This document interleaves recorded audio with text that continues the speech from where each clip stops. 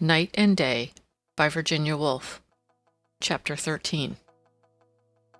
The lunch hour in the office was only partly spent by Denham in the consumption of food. Whether fine or wet, he passed most of it pacing the gravel paths in Lincoln's Inn Fields. The children got to know his figure, and the sparrows expected their daily scattering of breadcrumbs. No doubt, since he often gave a copper and almost always a handful of bread, he was not as blind to his surroundings as he thought himself. He thought that these winter days were spent in long hours before white papers, radiant in electric light, and in short passages through fog-dimmed streets. When he came back to his work after lunch, he carried in his head a picture of the Strand, scattered with omnibuses, and of the purple shapes of leaves pressed flat upon the gravel, as if his eyes had always been bent upon the ground.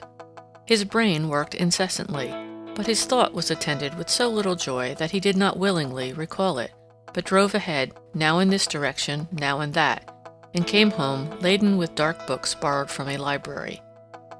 Mary Datchet, coming from the Strand at lunchtime, saw him one day taking his turn, closely buttoned in an overcoat, and so lost in thought that he might have been sitting in his own room. She was overcome by something very like awe by the sight of him. Then she felt much inclined to laugh, although her pulse beat faster.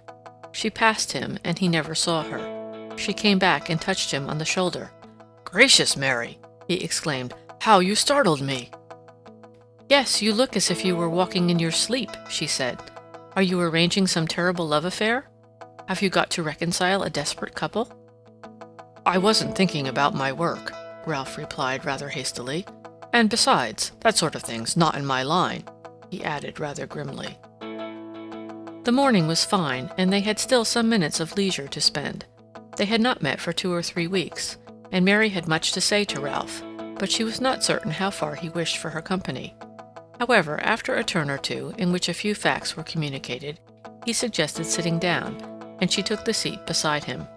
The sparrows came fluttering about them, and Ralph produced from his pocket the half of a roll saved from his luncheon. He threw a few crumbs among them.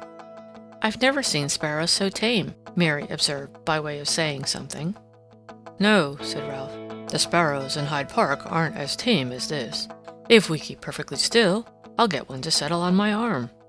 Mary felt that she could have foregone this display of animal good temper, but seeing that Ralph, for some curious reason, took a pride in the sparrows, she bet him a sixpence that he would not succeed. "Done," he said, and his eye, which had been gloomy, showed a spark of light. His conversation now was addressed entirely to a bald cock sparrow, who seemed bolder than the rest, and Mary took the opportunity of looking at him. She was not satisfied. His face was worn and his expression stern. A child came bowling its hoop through the concourse of birds, and Ralph threw his last crumbs of bread into the bushes with a snort of impatience. "That's what always happens, just as I've almost got him," he said. "Here's your sixpence, Mary, but you've only got it thanks to that brute of a boy. They oughtn't to be allowed to bowl hoops here." "Oughtn't to be allowed to bowl hoops? My dear Ralph, what nonsense!" "You always say that," he complained, "and it isn't nonsense. What's the point of having a garden if one can't watch birds in it? The street does all right for hoops, and if children can't be trusted in the streets, their mothers should keep them at home." Mary made no answer to this remark, but frowned. She leaned back on the seat and looked about her at the great houses breaking the soft gray-blue sky with their chimneys. "Ah, well," she said, "London's a fine place to live in. I believe I could sit and watch people all day long. I like my fellow creatures."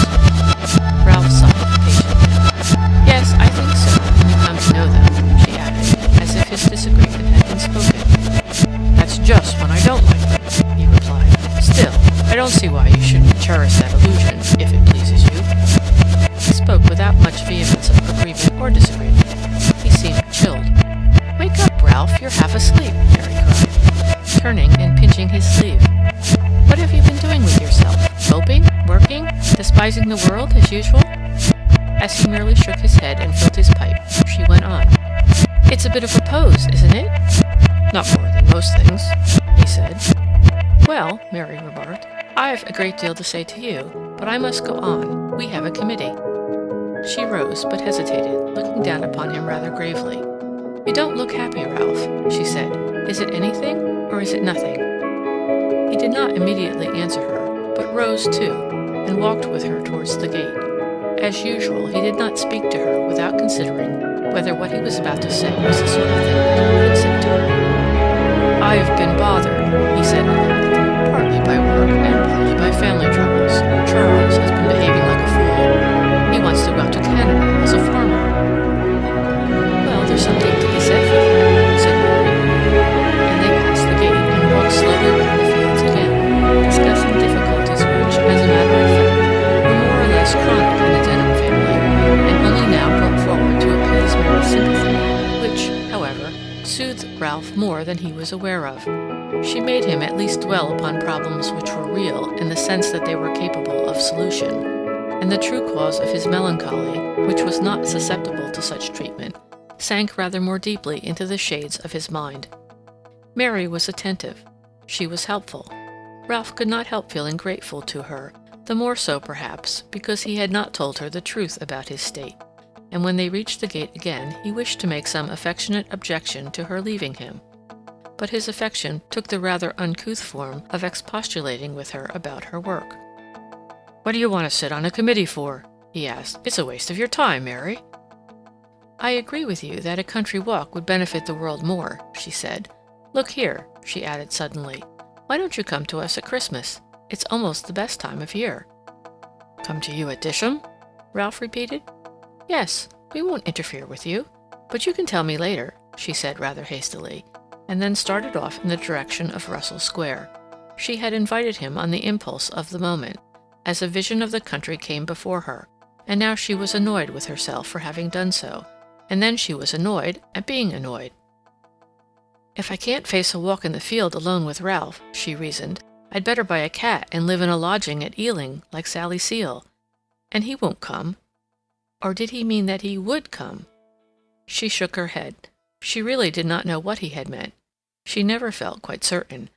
But now she was more than usually baffled. Was he concealing something from her? His manner had been odd. His deep absorption had impressed her. There was something in him that she had not fathomed, and the mystery of his nature laid more of a spell upon her than she liked. Moreover, she could not prevent herself from doing now what she had often blamed others of her sex for doing, from endowing her friend with a kind of heavenly fire, and passing her life before it for his sanction. Under this process, the committee rather dwindled in importance. The suffrage shrank. She vowed she would work harder at the Italian language. She thought she would take up the study of birds. But this program for a perfect life threatened to become so absurd that she very soon caught herself out in the evil habit, and was rehearsing her speech to the committee by the time the chestnut-colored bricks of Russell Square came in sight. Indeed, she never noticed them. She ran upstairs as usual, and was completely awakened to reality by the sight of Mrs. Seal on the landing outside the office, inducing a very large dog to drink water out of a tumbler. "Miss Markham has already arrived," Mrs. Seal remarked with due solemnity, "and this is her dog." "A very fine dog, too," said Mary, patting him on the head. "Yes, a magnificent fellow," Mrs. Seal agreed. "A kind of St. Bernard, she tells me. So like Kit to have a St. Bernard. And you guard your mistress well, don't you, sailor? You see that wicked men don't break into her larder when she's out at her work, helping poor souls who have lost their way. But we're late, we must begin." And scattering the rest of the water indiscriminately over the floor, she hurried Mary into the committee room. End of chapter 13.